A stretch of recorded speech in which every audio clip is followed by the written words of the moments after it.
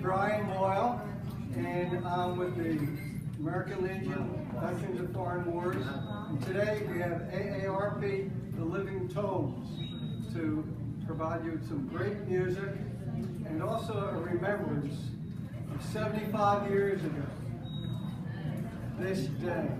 Do you remember what happened 75 years ago? Pearl Harbor. Very good. Yeah. It's interesting, our veterans post, I took a poll of, if you remember, well, first, how many people were around 75 years ago and remember Pearl Harbor? I guess pretty few. That was quite a day. I polled our World War II people and even our Korean War veterans as to do they remember that day and where were you and what did you think about it?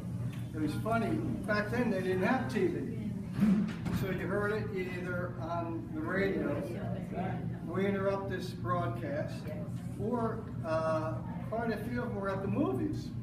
You know, there was no TV back then.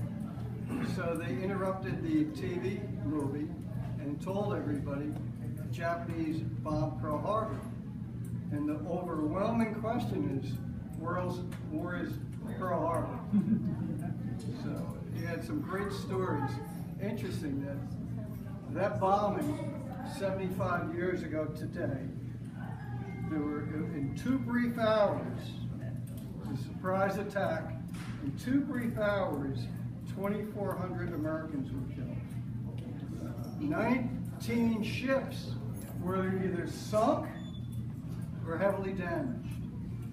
Now, if I can just read a paragraph or two about December 8th, declaring war. As you know, by President Roosevelt.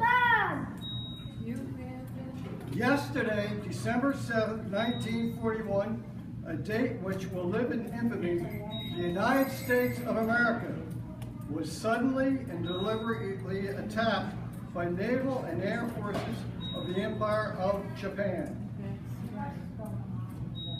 With confidence in our armed forces, with unbounding determination of our people, we will gain the inevitable triumph. So help us God. That speech inspired a nation like never before. We were challenged like never before, and we accepted that challenge. It was probably the first time America was 100% behind the country. They were inspired, and they were totally devoted to helping out the war effort.